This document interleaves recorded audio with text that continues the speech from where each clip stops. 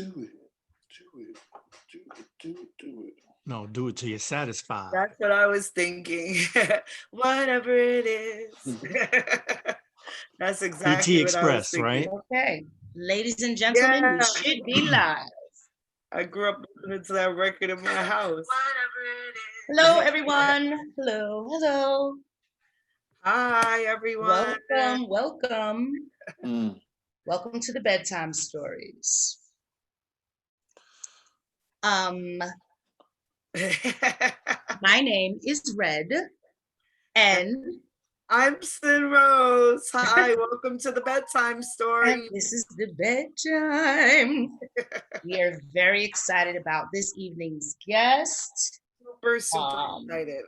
I think these two call for the proper usage of the word legendary. Absolutely. And so with us today, we have Mr. Joey Llanos, known around the land as a DJ, as Mr. Security, as Mr. Martial Arts. There's a lot of things. I have questions, Joey. A lot of pots and pans. He's also known from the Paradise Garage. And beside him on my screen is Mr. Douglas Sherman from the world-renowned loft parties and other things. And we're going to find out what other things this evening. So welcome, guys. Thanks for being here tonight. Thank you for having us. Woo-hoo. Bravo. Thank you. All right.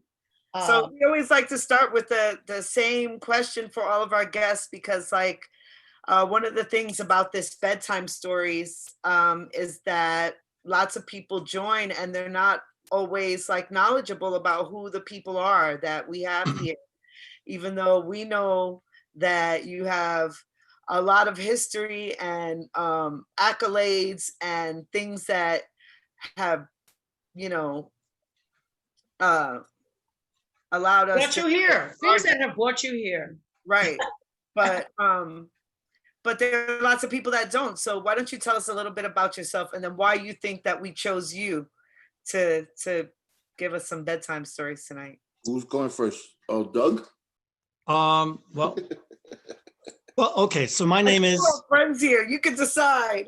I'll start. So I'm Douglas Sherman, and I'm grateful to be invited to participate with Bedtime Stories, and I hope I keep this interesting. A little bit about myself. I worked with David Mancuso and the Loft for close to 40 years, initially starting with helping out hanging some balloons, and then it grew to hanging more balloons, and then it became a lot of balloons. And in between balloons, hanging coats, plunging toilets, helping with payroll, all the whatever needed to be done, because it was a very community-oriented type of family that David fostered in his home, which was the Loft. And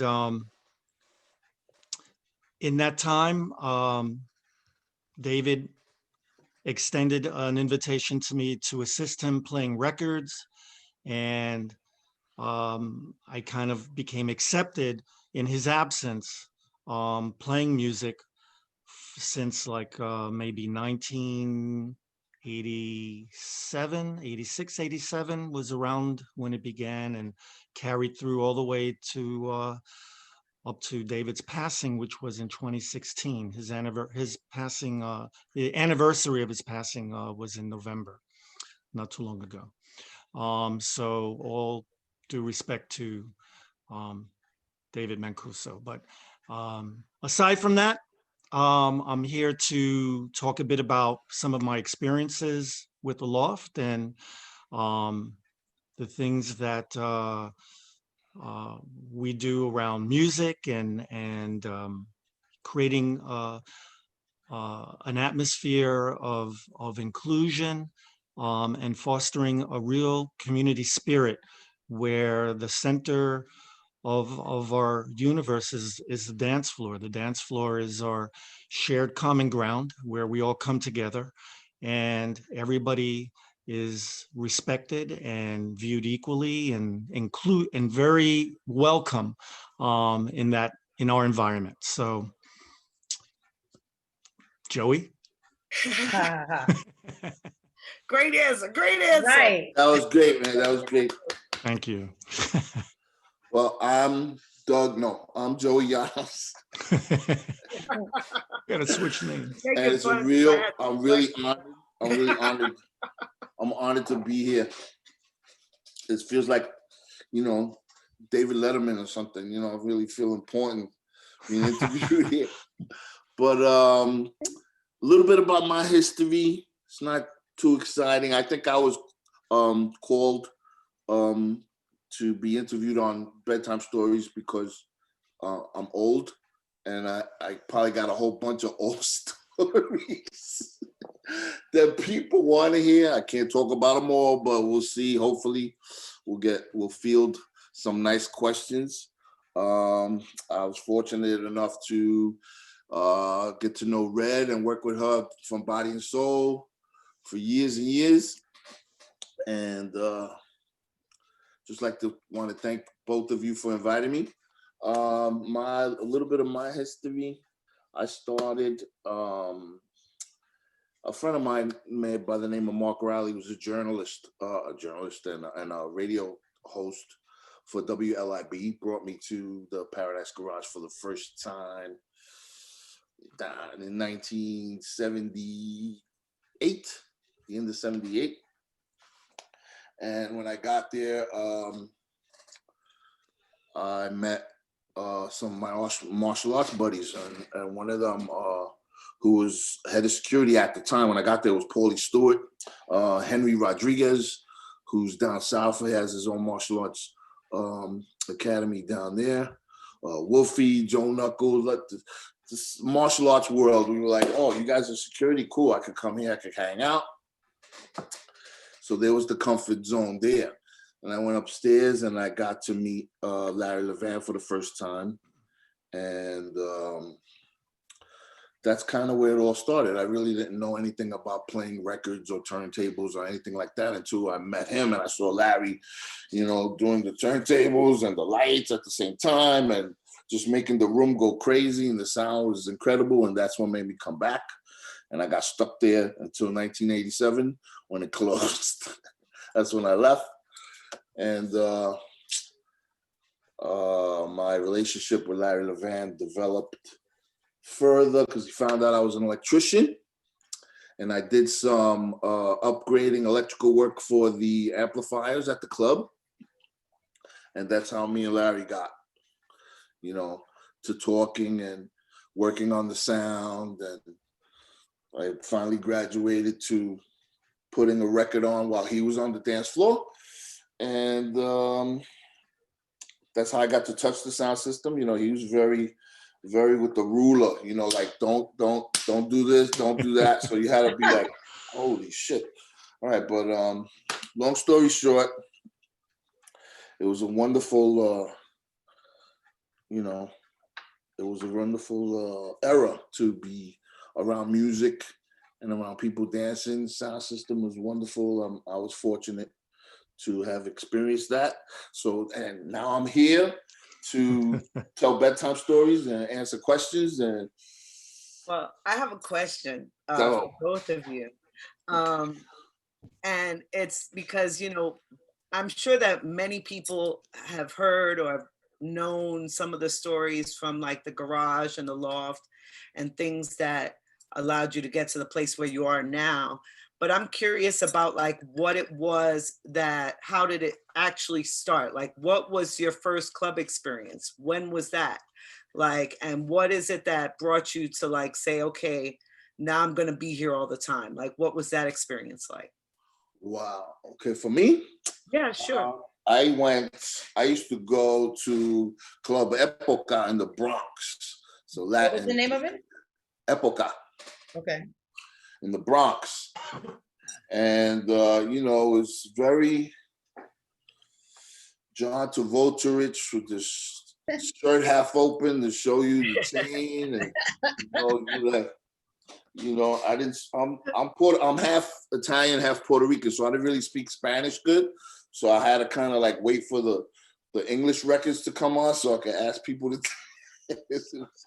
But that was my experience in the Bronx, and it wasn't until that my friend brought me to the garage and I experienced nightclubbing on a whole different level without dressing up, because the Bronx thing, the Latin club thing is very, you Right. know, You're very fine. that. You know what I'm saying? In your finance. And then, but when I went down to the garage and I said, damn, these people are here in shorts and sneakers and Webo pants and diving and all kind of shit and just sweating. And I said, that's what kind of like got me excited about that. Something else, right?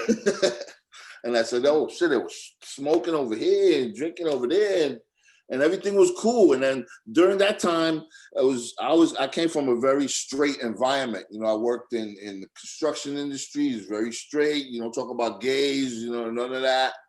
So that was the first time I got to see, you know, two men like dancing together close.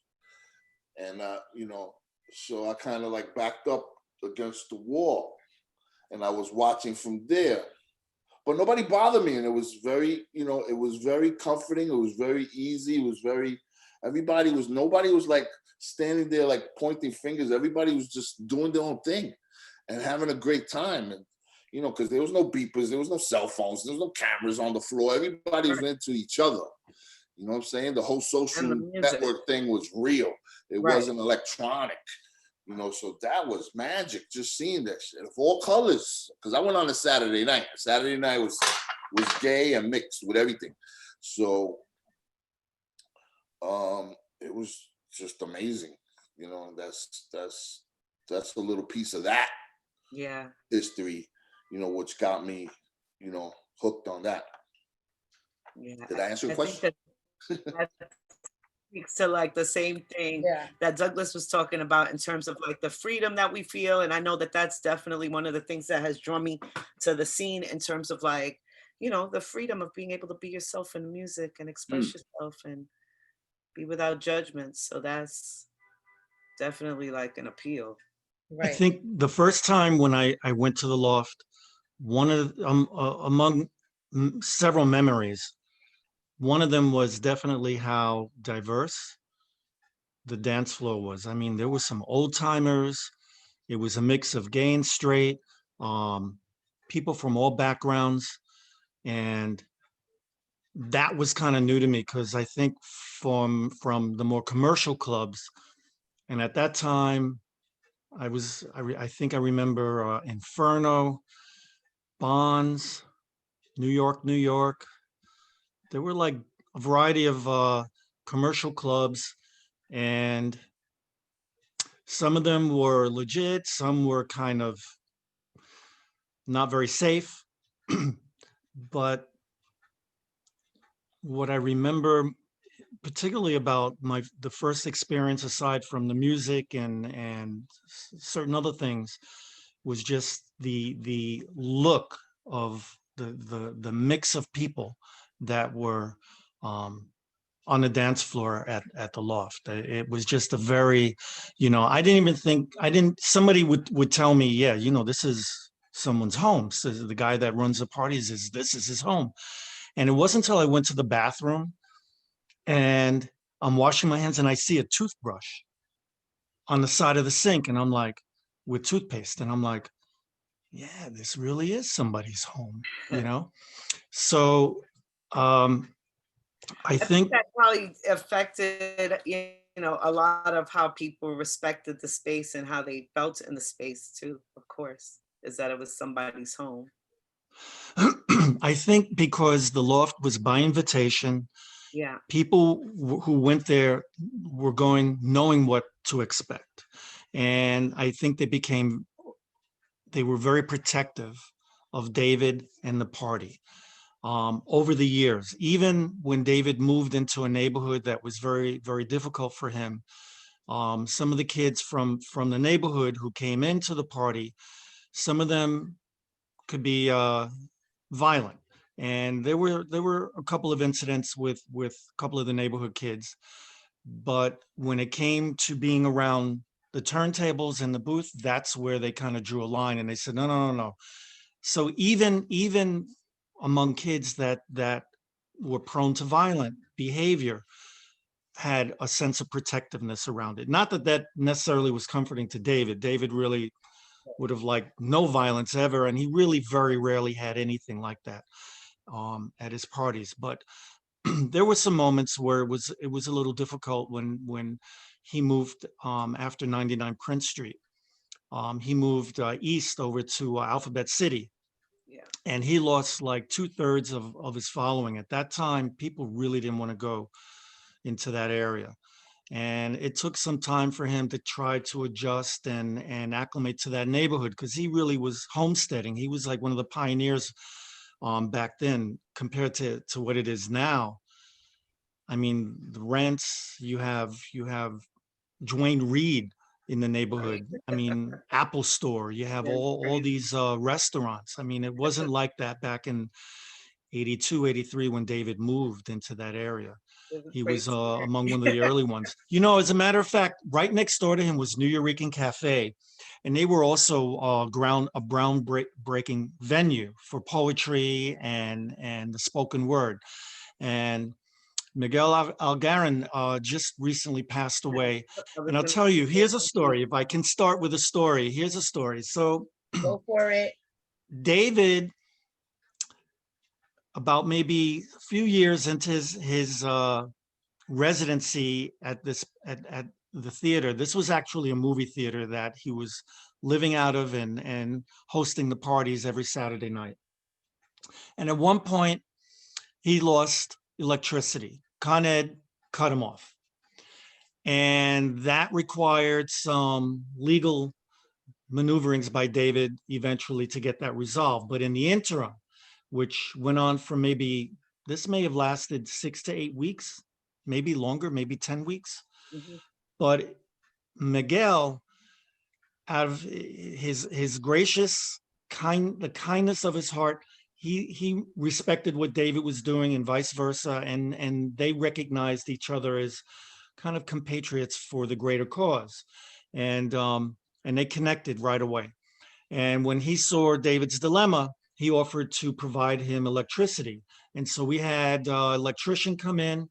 They ran lines through a shared alleyway into David's place, and David had lights, and the party continued uninterrupted. And I remember Con Ed pulled up in a truck, and they saw the lights glowing from the front windows, and they couldn't figure out. They pulled up and they lifted a manhole cover and they went down to see maybe we went into the street and illegally hooked up the building, which we didn't. And they couldn't figure out because they didn't have the right to come inside the property, so they couldn't see where he was getting his electricity from. And it was all legit. I mean, it was done correctly, so there were no hazards when David was borrowing from Miguel directly next door to him. And it was really an amazing thing. And you know, David would forward that kind of consideration and thoughtfulness. Behind him was like an open lot, and there was a woman living in a shed, a homeless woman, older woman, a Spanish woman, and she had no power. And David ran an extension cord to her little shed and gave her a little space heater and light, and made sure nobody unplugged that extension cord.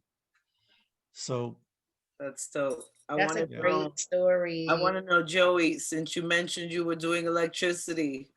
No, I can't Right. come to your house. I can't. I don't do I electricians. want to know, did you have a hand in that? Everybody, there's like, can you come to my house and fix my switch?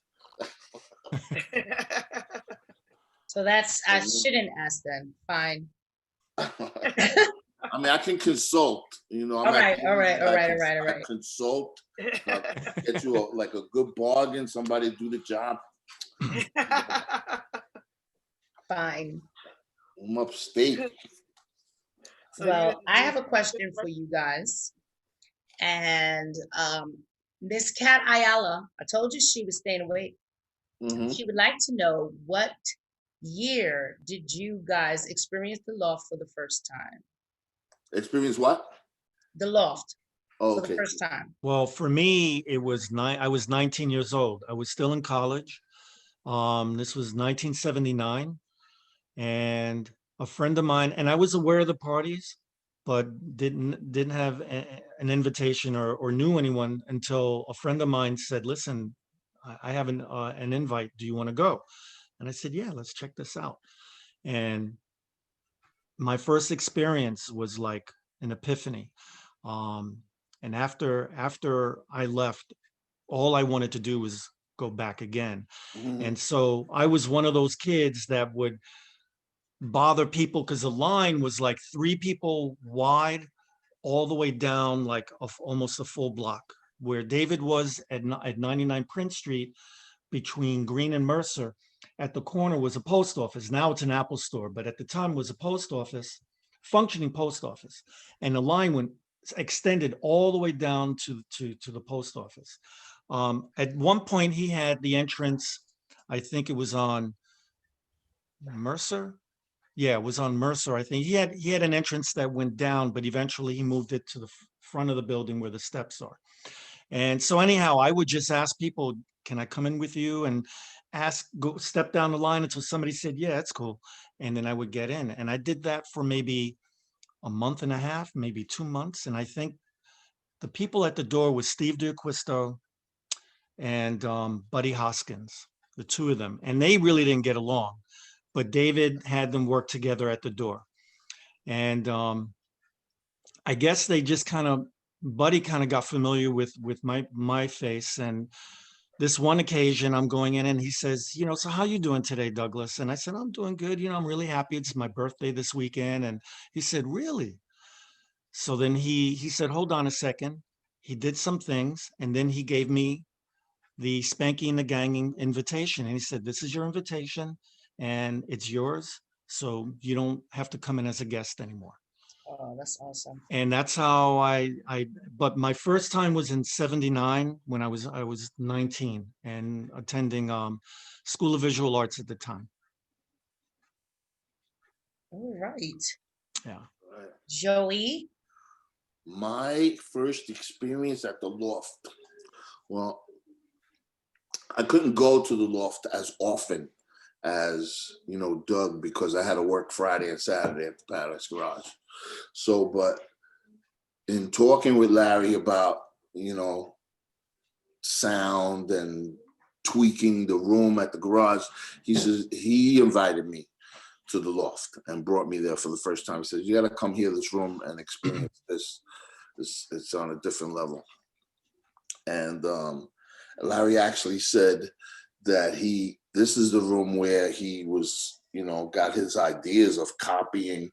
He wanted the Class A sound that David Mancuso was approaching and recreated on a big scale at the garage. So he says this is the room that inspired him to do that. So he brought me over there. It was, I don't know if it was 80 or 81, whatever. It was Prince Street, definitely Prince Street. And I go in there and I see this guy, that white guy that looks like Jesus Christ, and he's playing records and he's bobbing like this, which was David. And I was, let the record finish and put another record on. And I never experienced that because I was used to the mixing thing. And then I went downstairs because it was 2 levels from what I remember. And downstairs is where, like, for me, it was like the acrobatic dancing was going on. Upstairs was more I don't want to sweat. I don't want to, but downstairs, who did I meet there? I met Archie there and I met Bravo. A few times I went there, but I seen some incredible dancing at the loft in the basement of that space. I was really impressed. I wasn't impressed enough to try to do any of those moves. But, even though I was pretty agile at the time, but you know, it was amazing. It was amazing. And Yeah, I went there a think few I times. think the Loft had some of the best dancers that Yeah, I've ever definitely. seen at any party, at anywhere, bar none. I think the Loft, I mean, it inspired its own kind of dance culture. I was gonna Lofting, say they have the Yeah. whole dance called like lofting. Yeah, and that loft style of dancing is just like one of the smoothest, most airy, acrobatic Mm. styles of dance that like you see on any dance floor. well, you know, at Prince Street was two levels. So the really good dancers used to be downstairs because it was less crowded. David had a pair of Clipshorns on a lower level. He had an attenuator or volume on them that was lower than upstairs, so you didn't get the full effect. Downstairs, he had the coat check. You can have, there was food served. Everything was a shared environment. So nothing was, there was no exchange of money or anything like that. There was nothing for sale. And so the dancers had, and it was a beautiful wood floor. And so they had room to kind of spread their wings. And these parties were really, they were like 14-hour parties. The doors would open at midnight, Saturday midnight, and he would go sometimes to 4 Sunday afternoon. So upstairs would begin to clear out by around 10, 11 in the morning. So the dancers downstairs would come up, and now they had much more room to really get loose and experiment. And there was always a certain kind of I would say not so much a competitiveness, but definitely there was and it was inspirational when you saw somebody really hitting some steps. It inspired you not to copy them, but to try to raise your game even higher. And so the style of dance, the footwork, and the beauty of and fluidness of some of the guys there was incredible. Fast Mike, um, Willie, um, Divine, Ricky. There were so many. I can't remember last names. And Chris, who we used to call Clark Bent. He was known for splits. He would do these splits everywhere he goes. We Archie and I, we call him Clark Bent. Club Bent. Yeah. But Archie was among them as well. Archie Burnett. It was really an incredible thing to just hang back and watch some of the dancers. It really took off. And part of it was the music that David was selecting and playing was just so good that all you could do is respond to it with dance. I mean, there was really no other way to move. Was Chris Bent later? Is that Karate Chris? Yes, Okay. All right. Karate See, Chris. for us that Yeah. come a little later, that puts it all into perspective. So yeah, we also got to see the dance. Nice. Yeah. I have a question. Someone named Ariel wants to know, how did Doug and Joey come up with the idea to do a party together? So for those that don't know, Doug and Joey do a party called Seventh Heaven. And so you can now answer that. Joey? Douglas? Okay, well, well, Joey and I have known each other. Joe, we've known each other like 25 years, Mm. right? I think Joey and I got to really know each other when David took a sabbatical and he leased his building for a 2-year period when he was at 3rd Street. And that's when he leased Me it and to Richard. Richard Vasquez. And Joey was partnered with him to do the choice. And I think it was really during that time that you and I kind of Right. got to You know were each other over that 2-year period.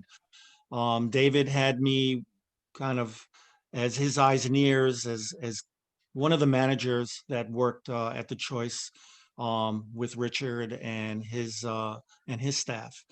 And I think over the years, we always talked about doing something together. Joey, after the garage closed, and David had kind of began traveling overseas to continue with having some kind of income. Joey and I always stayed in touch, and we said, we should do something together. And he was doing parties. I think you were doing something in the meatpacking district. I remember you had some parties you were doing down there. Right, the Renegade. That was in 179 Broadway. We were doing that, but I think you had invited me to when you were doing those parties that nowadays called Adventures in Flight. Yeah. So that party, we got to play together for the first time after talking about it for years. Right. We got to do it in an incredible room that was built by Craig Shorty. For me, is the New York sound system guy. SBS. Yeah, Shorty SBS. So sound by Shorty. So the sound in that room was incredible. I heard it a few times, and I was like, when Doug invited me to play with him, I said, perfect.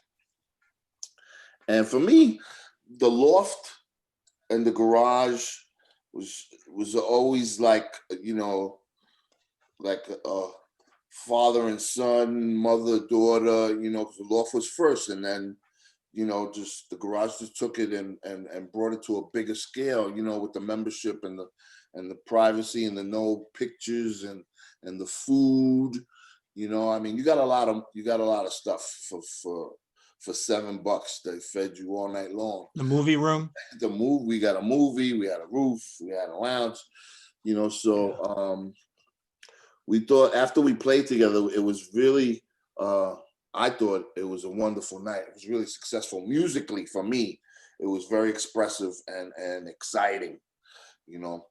Yeah, he surprised me. Some of your selections were like, I did not expect that. From what I had heard when Joey and David DePino do the garage reunions and listening to them play together, they're awesome as well. And when I told Joey, do your thing, man, you play, do as long a set as you'd like, and he said, nope.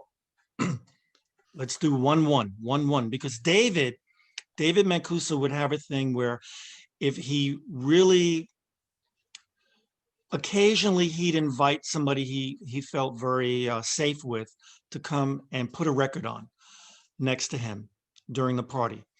And you would just put one record on, then he would put a record on. And sometimes that might be it, or he'd say, put on the next one. So it'd be this back and forth, 1-1. And I know Joey will talk about that experience he had with David as well. But when I said, let's, do your thing, he's like, nope, I want to do it the way I experienced it with David. And so we stuck to that format, and it really worked very, very.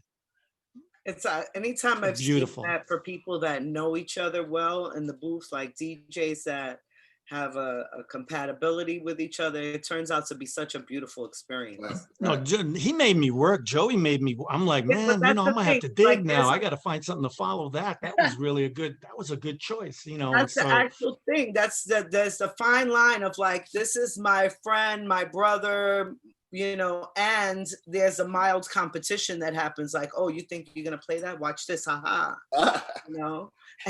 Well, I think it was more like to elevate the dance floor, though. It wasn't so much to try to outdo each other as much as to maybe complement and elevate the energy in the room. That really, I think, is what we were both kind of focused on. And we just were able to kind of bring that synergy together in the room between us musically. And so I was really happy the way it worked out that first time together with Joey. Yeah, no, I have a question from the chat. Our friend Tara, Big Tara, wants to know, what was the age range of club heads at the Loft and the Garage, and how would you explain the relationship between disco and house, like music and dance?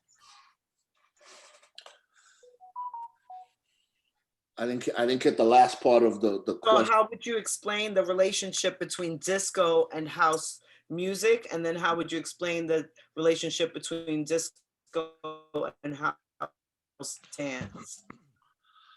Is the way that I'm taking it. Well, I think if there's a thread between how David and Larry Levan thought of music, there really were no categories. So I don't think, for at least in terms of David, my experience with David, he would never, if somebody said, oh, you know, you're a DJ, what kind of music do you play? His Right. answer would be social music. And that's really what it was. It was music that was social music. He never thought of it as a category. He understood the retail side, you know, you got to have gospel over here, jazz over there. But in terms of like for a party, David never thought of music in categories. Um, and I think even for myself, I've kind of distilled it down for my own view of music, that there's really only two types of music, and it becomes very personal. And it's music you like and music you don't like. And that's really it. Because if somebody asks you, do you like gospel? I can't really speak on that or country, but there might be something in there. You could put on a Dolly Parton record and I'll tell you that's just an amazing composition. It's a great record. Yeah. So I think, you know, with David and the Loft, there really weren't any, they never viewed it that way. And I think it was more like an arc. David approached it, and the legacy that I continue to pursue from having worked with David and the Loft is following, trying to create that arc. So in that arc, you have the calm, that's the beginning, people arriving and just getting settled in. And you could have anything from a cast recording of West Side Story to maybe some classical music, something very easy. And eventually it transitions to circus. And circus is when he begins to really hit peaks and valleys. And then the third um, phase or bardeau of the party would be reentry. And I think that was not that no part was any more important than the other, but David, I think, had a certain amount of emphasis on the reentry because he wanted to send people home in a very graceful way and not in a harsh or you know, kind of like, that's it, last record and the lights will come on and that kind of thing. So I think with respect to categories, whether it's disco or house, you know, a lot of that filtered into David's repertoire and the canon of music that was associated with the parties. But I don't know that there was anything you could really say fell in, you know, he was only in one or two categories of music. He really covered the spectrum of stuff. That was David. So now I'm losing track of what the question was. Is how house and disco? They wanted you to explain the relationship that you see. That, like, how do you see that relationship existing? Disco. Well, from my point of view, there was no genre until the 80s when Chicago called what they did house. And they brought that over, and then... But it was still played amongst the same music that was being played. Yeah, it was played with what we, you know, Larry did and David did, danceable R&B. That's Right. what it was. Right. You know, and if you can't, you know, you try to name something, you kind of negate it in a way, because then, you know, it kind of like it cancels out what it could possibly turn into. Because if you name something, then everybody's like, that's what this is. This is house. And for some reason, Exactly. years later, everything was house. Oh, that's house. Oh, it's a 4/4 beat. That's house. Well, no, Larry used to play anything. Played the Police. He went to Brazil, came back. He was playing samba music. He went to mix a record in the grill. He was playing reggae music. You know, he played everything. He played rock. He played, you know, it's whatever was good. As far as me and Douglas playing together, for me, it's about the dance floor. It's not about the DJ. The focus should not be on the DJ. It should be on the experience. So us playing one-on-one, there's nobody trying to outdo the guy in the spotlight, or my set is going to kill your set. No, we're doing one. And the music dictates where the party goes. Not, you know, of course we're selecting, but you know, it's not about the DJ show. You know, I'm sure you've been to some parties where it was the DJ show and shit, you know. That's not what we do. Well, that's not what we do at the garage reunions. You know, of course, we're kind of like in a little gilded cage because there's certain things that we just have to play every year. Sometimes it gets boring, but we have to do it. But with this Seventh Heaven, there's no restriction. We could do whatever, and that's what we've been doing. It's been a lot of fun. I have a question about that in terms of like parties from the past, right? Mhm. And brands that existed from the past and brands that are new, right? So like the Loft and the Garage are both brand parties that are going to draw people. They're going to draw a certain kind of crowd, a certain demographic, age-wise, and people will recognize them for their merit and for their legendary status and come out, right? Right.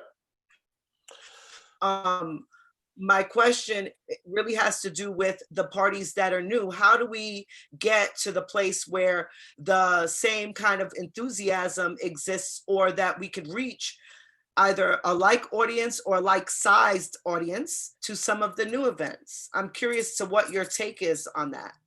As people that do both. You're asking for us to get it to that place? I mean, you've been to the Loft, right? And yes, I went one time to the Garage. I never went to the okay Garage. and Red and I didn't go to the Loft till a like reunion party Loft. Right. Okay.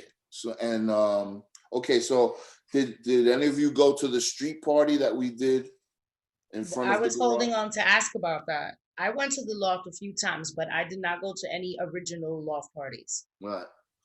Okay.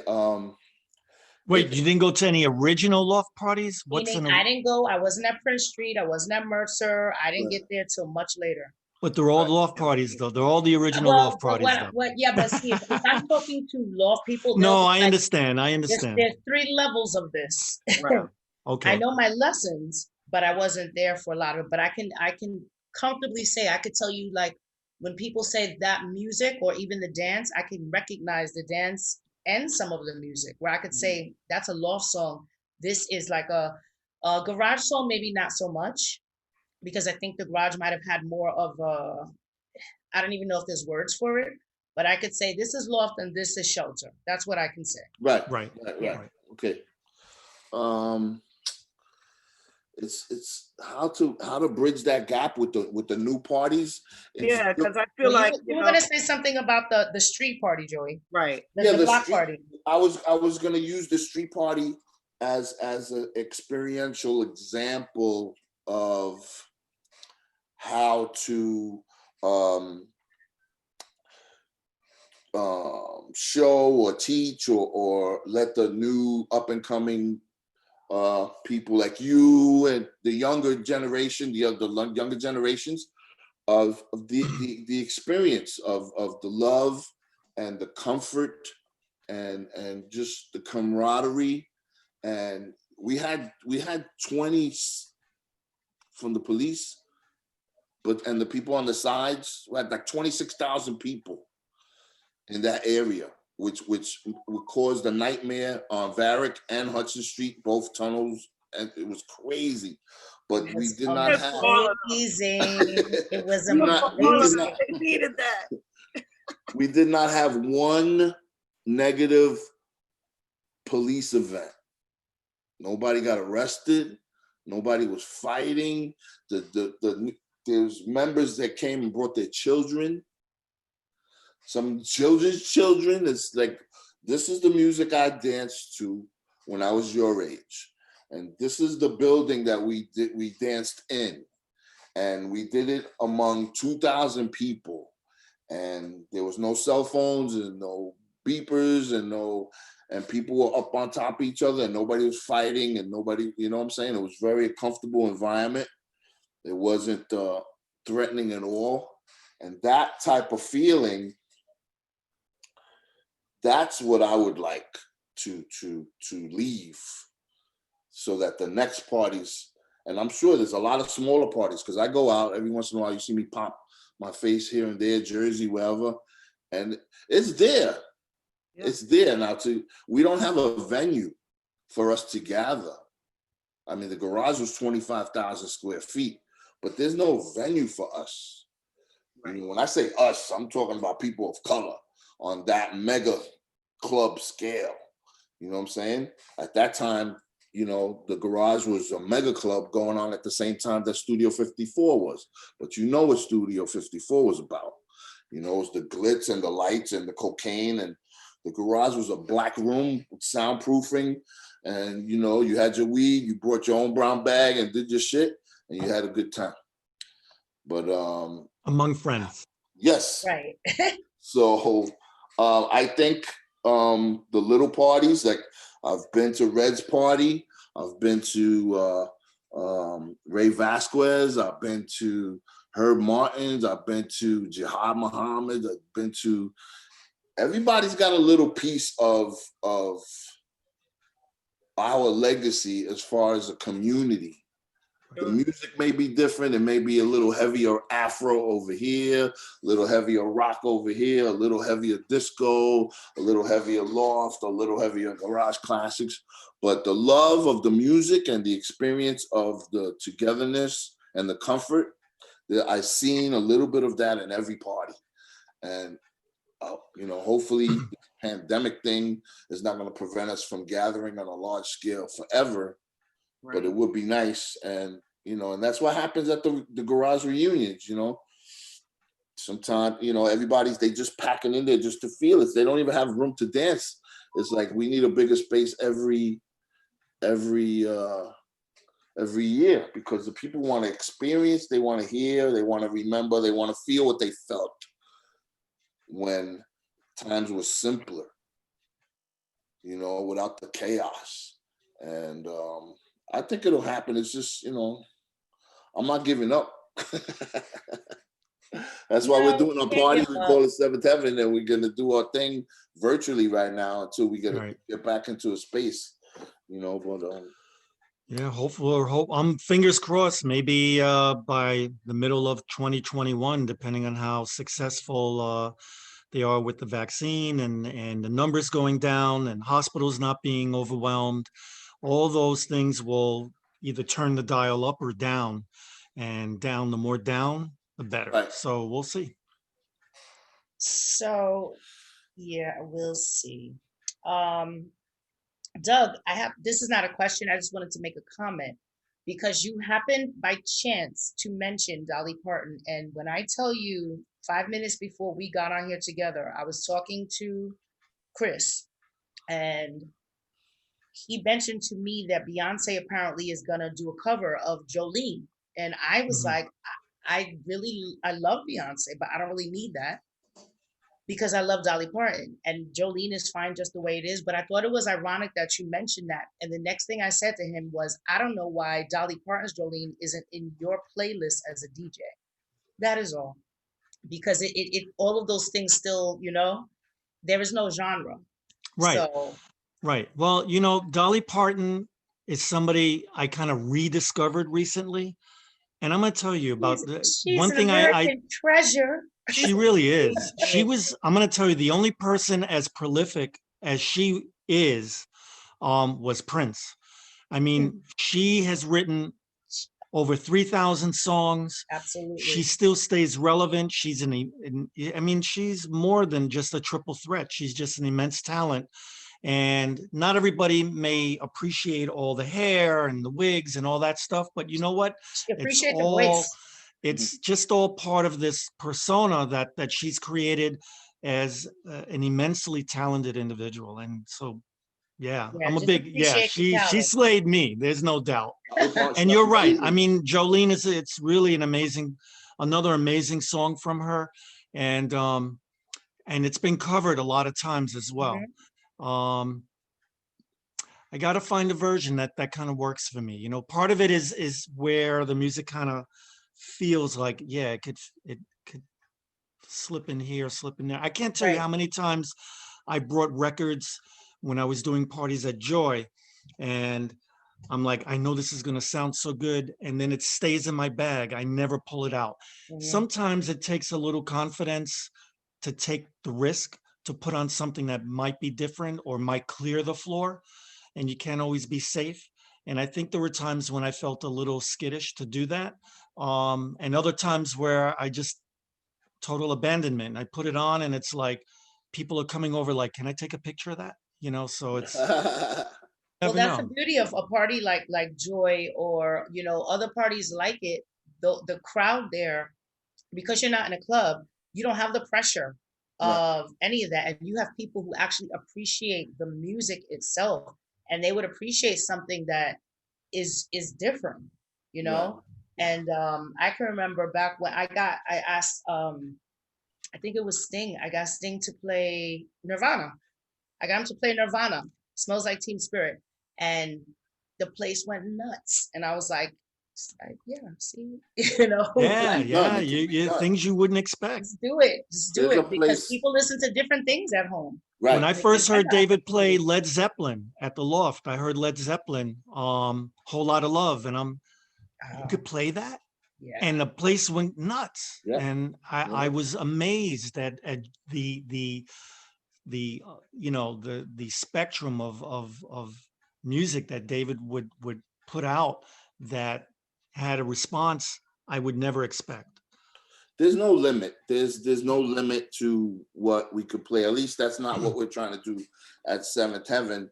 And it brings me to a memory of an experience at the Paradise Garage when Larry Levan was away and Francois K covered for him. And Francois was doing his thing, and keeping the vibe, because it's sometimes it's not about pressure of the floor or the club. It's about, okay, you have the room at a certain frequency, and you have to, you modulate it. You have to be careful of how you modulate it. If it's too drastic, it just disturbs the flow of energy.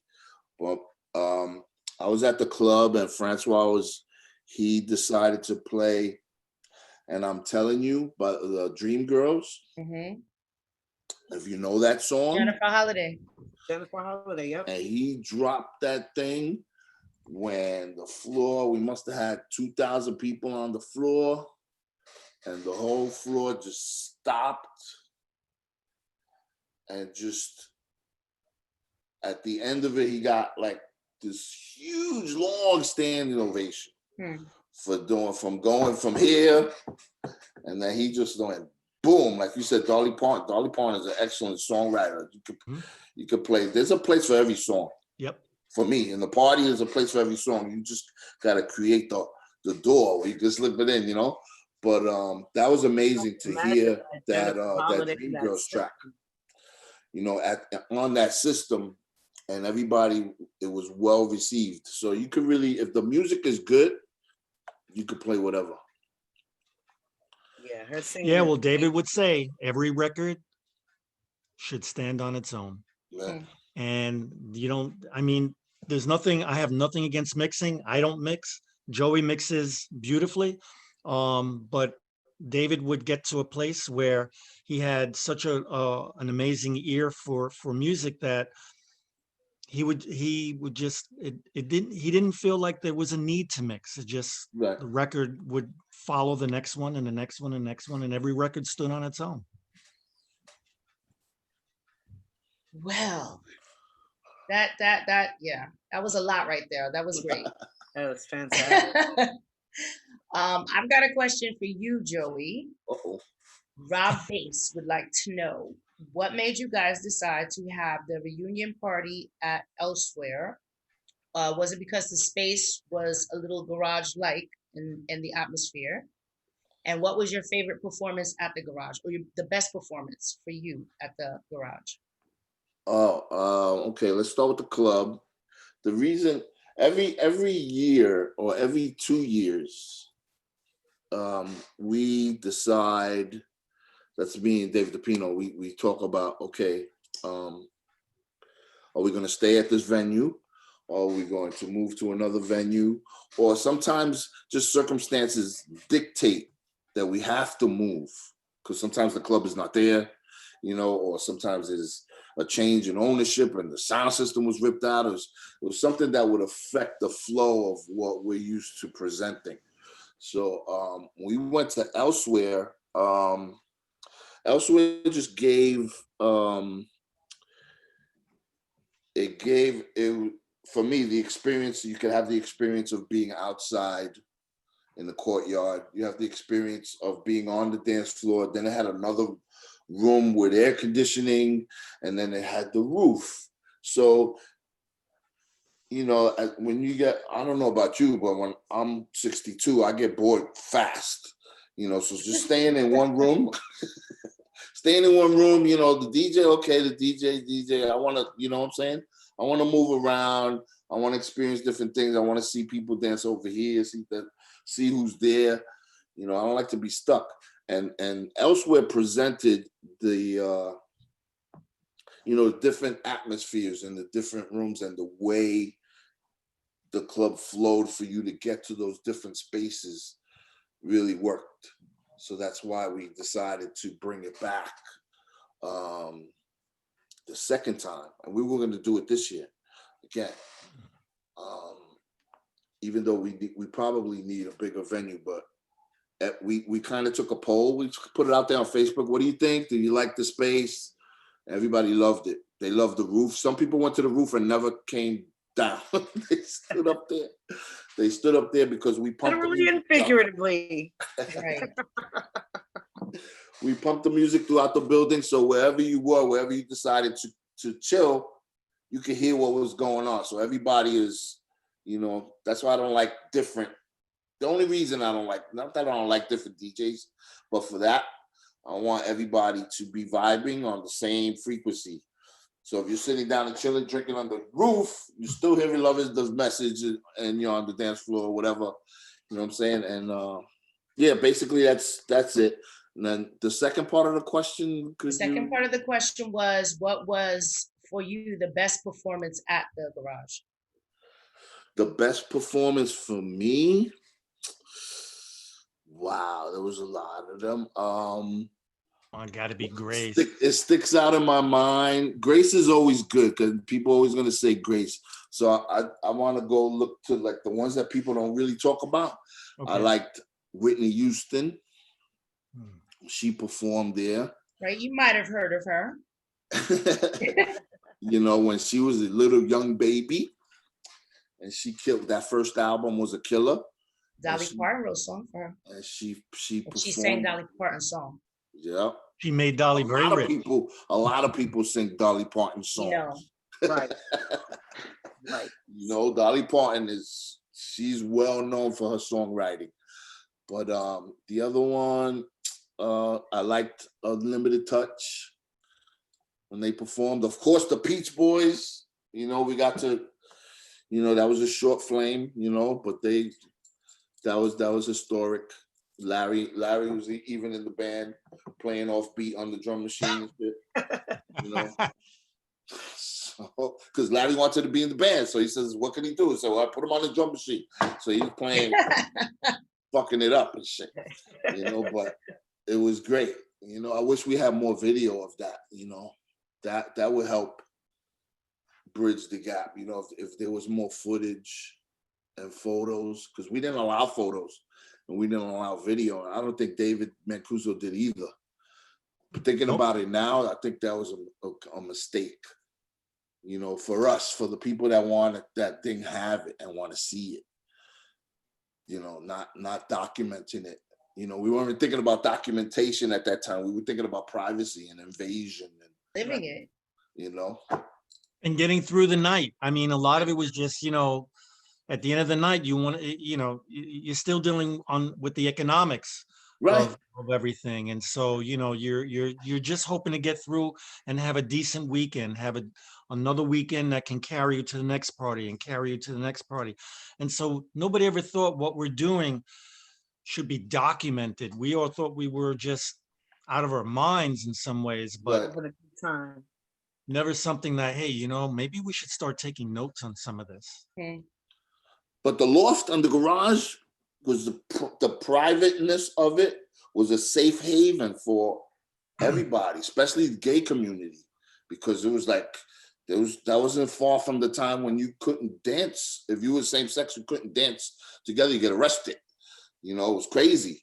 So being in a place like the garage and being in a place like the loft where, you know, the police just couldn't barge in without a warrant, you know, and because we didn't have liquor, that even kept the authorities out.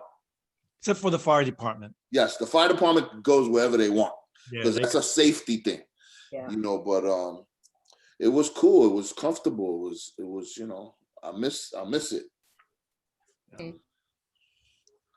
Okay. There was somebody, I'm curious if there was somebody that I want both of you to answer this in terms of like performance wise that you have never seen that you would love to have seen. Who do you think that would be?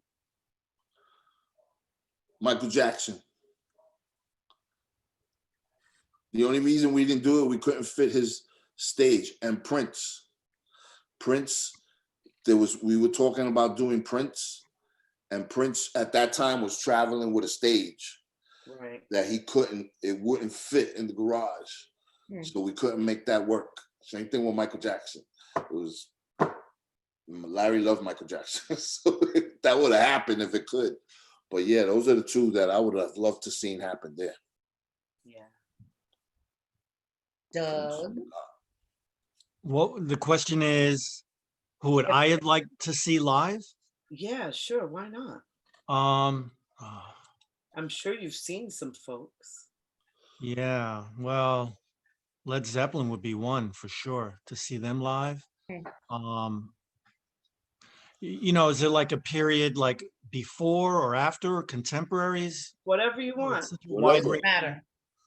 I mean, like today, Doesn't matter. Living, not living. Snarky Puppy, Snarky Puppy. Rocky Puppy, right?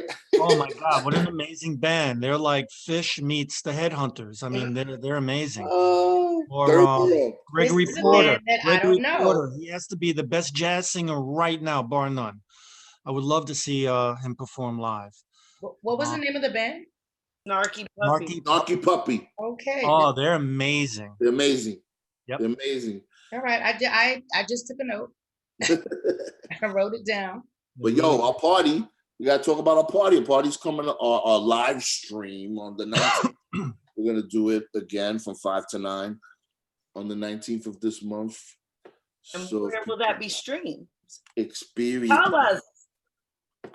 you know. Where's the party? On Visual Radio, Legends of Vinyl Visual Radio. It's a real easy click and link. Really, it's just click and link. You don't have to open an account like you do with Twitch or Mixcloud. You literally just click, you give yourself a username if you want to be in the chat room, and you're good to go. So it's a pretty easy platform. It has a good bandwidth. It's once a month that Joey and I kind of agreed to do this live stream radio show, basically, with Legends of Vinyl. So they kind of have a mixed bag of people that they do some conversations, but mostly music based live streams. And so when is your stream? The 19th, Saturday. The 19th of December. We do the third Saturday of every month. Every month. But this one is the 19th. And At it's what from time? 5 to 9. Awesome. All right. So 5 in the afternoon, which is kind of good for like anybody that's like in Paris or London. They're 5 hours ahead, so they still have like a decent hour to kind of tune in and hang out. So that seems to be a good window for reaching out to a larger audience. So if you want, we encourage the people to make lists of stuff that they want to hear and send it to us. And you know, we're not afraid of taking risks, you know, so we're not promising you that it's going to be in this order, but we want to engage the listeners and hear what they want to hear, because sometimes, you know, they're digging in crates and find stuff like, oh shit, that we forgot, and I'd love to hear it too, and it inspires us to keep on top of things, which is great. Well, you know, in that spirit, so here's a bedtime story, right? Go. David really had a very democratic approach to the parties and really believed nobody was more important than anyone else, that we're all equal and we all contribute one way or the other to this party. And so one night, and this is at Prince Street, he wanted to kind of demonstrate that sense of democracy. And what he did was he decided he was not going to select any records for the entire night. He was going to let all the guests choose the records, and people would hand them little slips of paper with the record written on it, or they would call out the record, or they would just walk over to the booth and they would just ask him. And that was how he played the entire night. And he told me, he said, you know, it wasn't the order that I would play that selection of music, but it was just an amazing night and everybody had the best time. So it just speaks to this idea of being open to what people want to hear or requests they would make, within reason. Oh, Okay, I like the within within reason. reason. I gotta Right, say, I'm like, so what Don't would be have been out restricting. of reason? well, because what sometimes people will come over, they'll ask for a record and you would say, oh, you know what, I don't, oh, how about this one? Oh, how about this one? Or how about this one? And they start running down a list and it's like, okay, we have a program director here now. Yeah, but we're not going to do that because they're going to be submitting it via chat or email or whatever. We're not going to be like, oh, wait. No. I understand that. No, I mean in the larger sense of, you know, just how sometimes that's why I say within reason. But I want to hear from them, man. Yes, Music is we encourage a healer, man. That which reminds me of another story. I don't know if I have time to tell it. We have time. It was a time where I was asked to play a party by Larry. So, because he said he didn't want to do it, and I was like, really? You know, because at that time I was just used to either me or David opening maybe an hour or 3 hours before he got there, because he would roll in, you know, whenever he wanted. He was, you know, Alexa Ente. So, so he tells me, all right, I want you to play this party. It's going to be on Thursday. Just come in. Michael will give you the details, and we'll throw you an extra $100 to tell you that music heals. There had to be at least 2,000, 3,000 kids in there, people. And it was a party that Michael Brody did for the handicapped and mentally challenged children from hospitals from all over New York. And they bust them over there in school buses. So it was like each child had to have their own attendant, or one attendant had 2 kids. In any case, it filled up the place, and I played like I was playing a regular party, and they were getting into it, and we didn't restrict. We were playing X-rated stuff. You know, sometimes Larry would put that Karen Finley stuff at that time, so we were doing stuff like that, and the kids really benefited from that outlet. It was only 5-6 hours, but the people from the homes and the hospitals where these kids reside said that the benefit of that party, Michael used to do it once a year, was on a weekday, and I did all of them after that, and just to see the benefit of them being able to dance and express themselves and move, how they moved, and it was rewarding. It really was.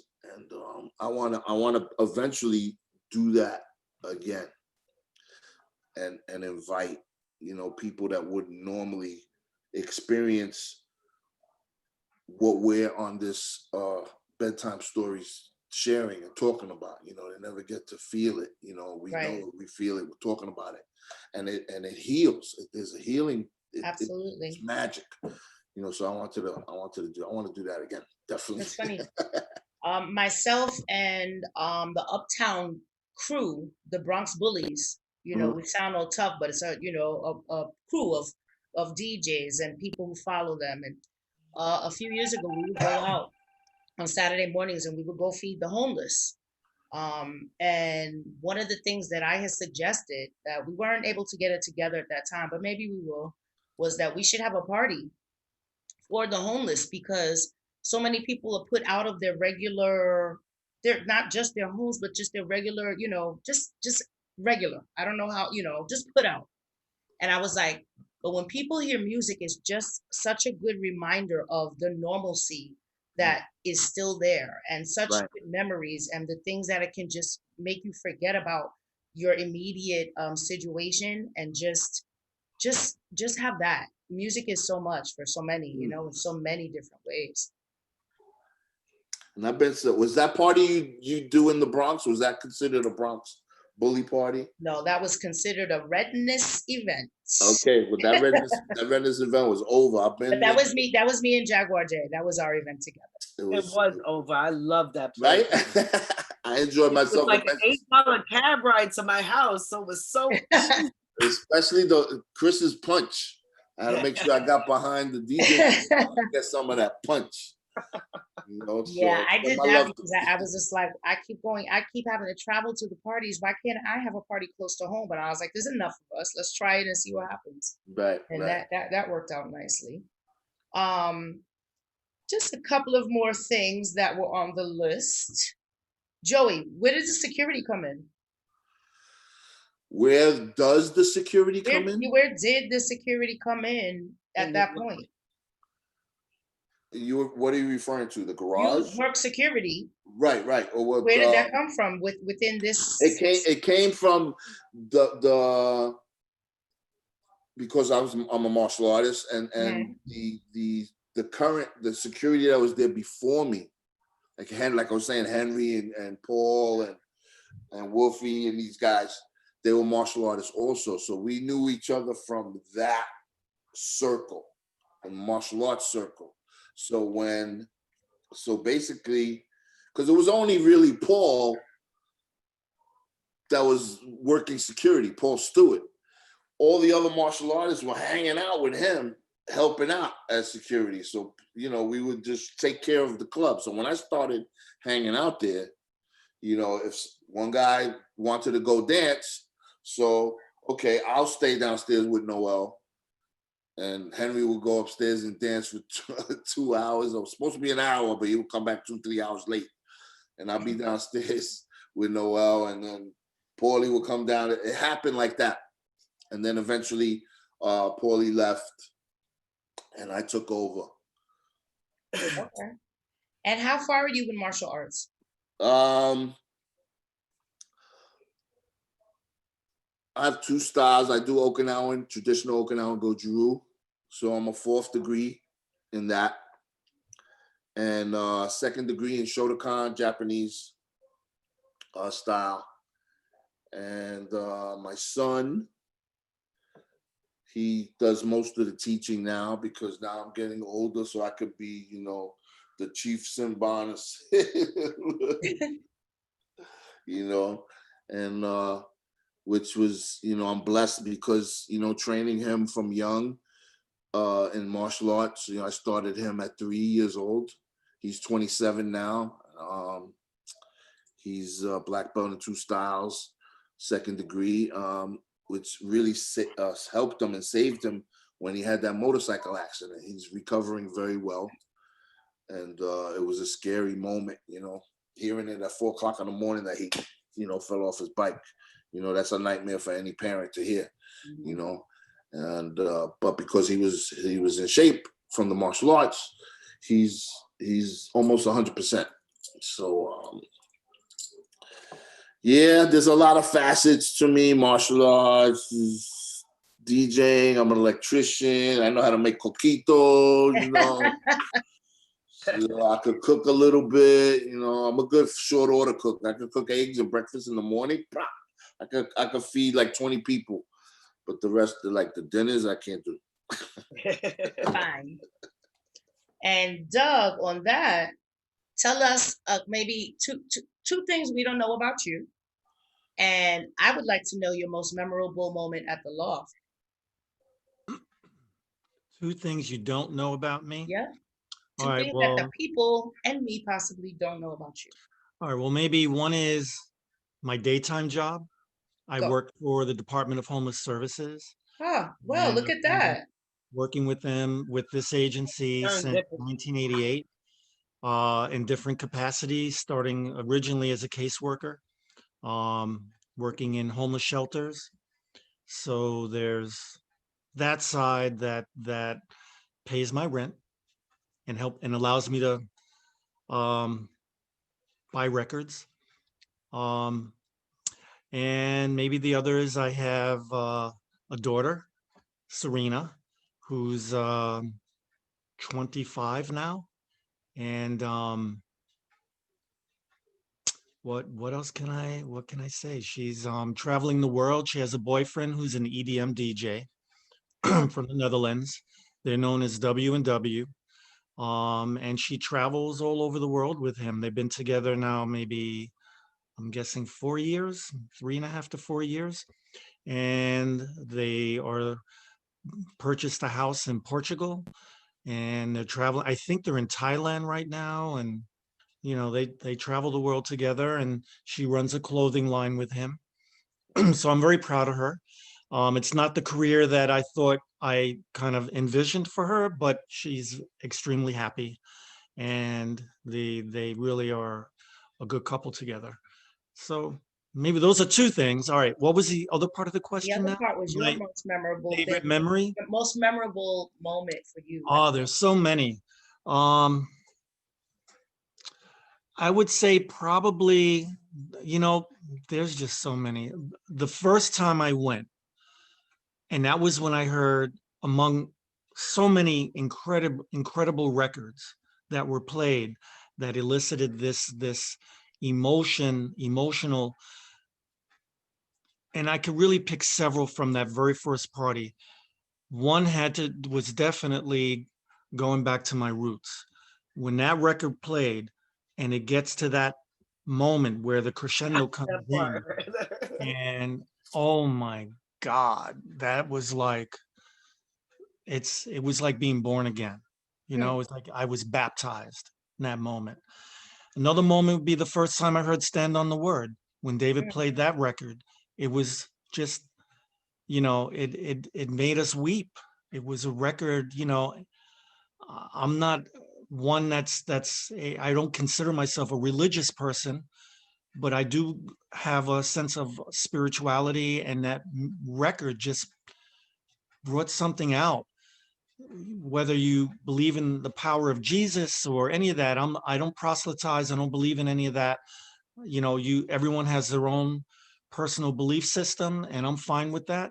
And that record just brought us all together on a common ground. So those would be like maybe two from the very first night, the very first time I went to the loft. It had to be going back to my roots and Stand on the Word, were two moments where it was like, wow. That's Yeah. I would like to know, what is the last record that you purchased that you were like, oh my God, I can't wait to play this for the crowd or for someone? Mm. The last record? The most recent record that you purchased that you felt that way about? That was purchased. That was purchased. So that's a real current. Right. Currently. well, currently purchased doesn't mean it's a current record. Right. True. Okay. Right. Good. Thank you, Red. So for me, there's a remix of 2 Tons of Fun, Just Us, unreleased. Okay. That was done by Yvonne Turner, and that she did an incredible job. I mean, for me, I think like classics, if they're real classics, they should be left alone. And if you're gonna do something with them, you should make it better. If it's not gonna make it better, don't touch it. But when this drops, it's amazing. And it's a classic. So Just Us, 2 Tons, Yeah. Yeah. All right. Well, Joey, What about you, Miss Joey? Kat Ayala wants me to ask you about your drum corps career. Wow, my drum Let me tell you, the first time I visited knowing Joey in that his I'm too home, drunk. the first time, for me. yeah, have another one. The first time he had me in his home, we sat down and he put on all these drum corps videos, and I'm like, I'm really sitting here watching like marching bands. He's really into it. He's really into it. Yo, it's drum. First of all, drum and bugle corps is different from marching band. Drum and Here we go. Thank you. Right, here it is. okay. No disrespect. There's a higher level of expertise when you do drum corps. Okay, marching band is drum corps.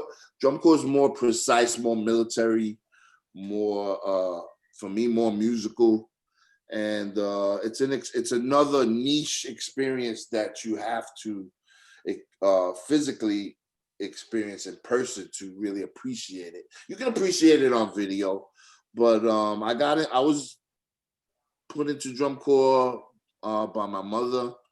I saw a marching band or a drum corps on the Thanksgiving Day parade on TV, and I told my mother I wanted to do that. I was like 6, 7 years old.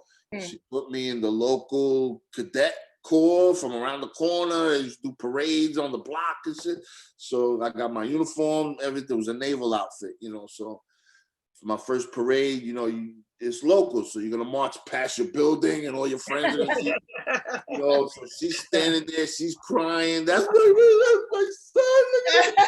Oh my God. So from then I just, I really got into percussion and got into competition in marching percussion, and I've done it for years, you know, and I've won some awards on national, international levels. So yeah, that's and we took David Mancuso to a drum corps show, and he loved it.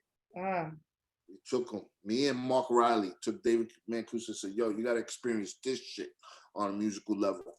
Where was that? Where did you go? We took him to, it was a show in Bayonne, New Jersey. Believe it. We took him. It was me, you know, Mark was on one side, I was on the other side, and he was in love with the pageantry and what the kids, nobody in these drum corps are over the age of 21, and they start as young as 9. And the stuff that they would do, the precision is just totally incredible. Sometimes on my page, if you come by, I'll throw a couple of videos up of certain competitions so you can see what the current core of the moment is doing, you know, so you can get an idea of what it is. But yeah, that's basically, and I'm into drumming. If you can see in the background, I got nothing but drums. Oh, I noticed as soon as you popped in. I noticed. I was like, he's got the sign. I got, my street sign that unfortunately we never made happen. You know, too much red tape to change King Street to Larry Levan Way. But that was, Red Bull was behind it. They made an attempt, and they presented it to me, you know, at a Body and Soul party actually in Brooklyn. So who knows? Who knows? Another adventure.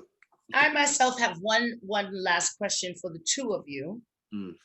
It's one of my new questions of the week, and it is, there is no subject in this. The question is, what is your guilty pleasure right now? My guilty pleasure? Right now, yeah. In 2020. Guilty? That maybe 10, 20 years ago, guilty. Now I don't give a shit.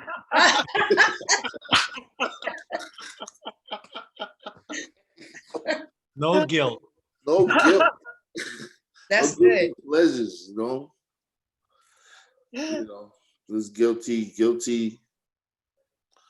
What, guilty things in your mind, or you know, that you can't do, or whatever. I don't know. All right, and Doug? You know, the thing is, my budget is really stretched so thin, and every day I'm always thinking about music, and I'm always going online, and sometimes I might be in the car I only listen to one radio station, WBGO. It's the best non-commercial jazz station, That's a great station. 88.9 on the dial, or 88.3. Yep. BGO out of Newark, New Jersey. And sometimes I'll hear something that they'll play, but I think what I'm getting at is I just always have this desire to purchase another record, even when I know it's going to blow my budget beyond the roof. That's like And alcoholism. yeah, well, it's an addiction for sure. It's an addiction. So I'm always like Yo, convincing myself, yeah, we we'll didn't even manage touch financially. upon that. We didn't even touch upon the addiction of vinyl. That could be the next episode. Hey, yeah, because we're definitely gonna have to revisit this. Right. So yeah, it's always been a passion. And I think now during the pandemic where, I mean, working for the city, they definitely, de Blasio furloughed us on some days. And so, we took some hits financially and don't have the ancillary income that, before the pandemic hit. So it does place some restrictions on just how much I can buy. Right. All right. Well, there you have it, folks. Man, this Sin Rose. This Sin is just Rose. a super honor for me to be able to sit here and have a conversation with you gentlemen and to Same. hear just even a little piece of, of what your history was and your impression of things. It's like such a super honor, and I'm so thankful to both of you. The only thing that I would like to add, is there anything else that you want to share with the audience before we get off, that's something that you're doing or something that's coming up outside of December 19th? From Anything? 5 to 9. We have Seventh Heaven, 19th, right? Saturday the 19th. Visual Radio. Right. We're gonna post The link.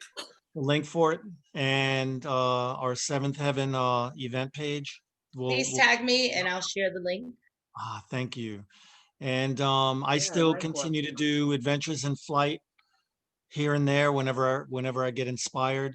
So MKL is going to join me Saturday. He's going to come over and we'll hang out and we'll do maybe a live stream together. I haven't seen him in ages, and he grew up a few blocks away from me. His parents still live nearby, so I think it'd be nice to probably pay his parents a visit, and then he'll swing by me and we'll hang out a bit. Play some records and have a beer. Awesome. And it's just that we're very limited as to like gatherings now, especially now with the uptick and everything. We know it. So, we know. Joey and I we're good as far as like getting together and planning our live streams together. And in fact, I had to build like this platform because Joey is strictly digital. I'm strictly vinyl. So he has his controller. So, I had to have this tabletop made to accommodate our stuff. And so far it kind of works. A little tight, but we make it work. So. Well, I would like you both to know that outside of shelter, the places that the both of you come from historically in our scene get a mention in almost every single episode of this that we've done in some way or format. Absolutely. If it's not the DJ, then it's just the club itself, or it's the dancers, or it's a lofting or something. There is a homage that's paid. And so your stuff has become part of all of our history, and I think that's awesome. So it's definitely an honor to have both of you on here with us.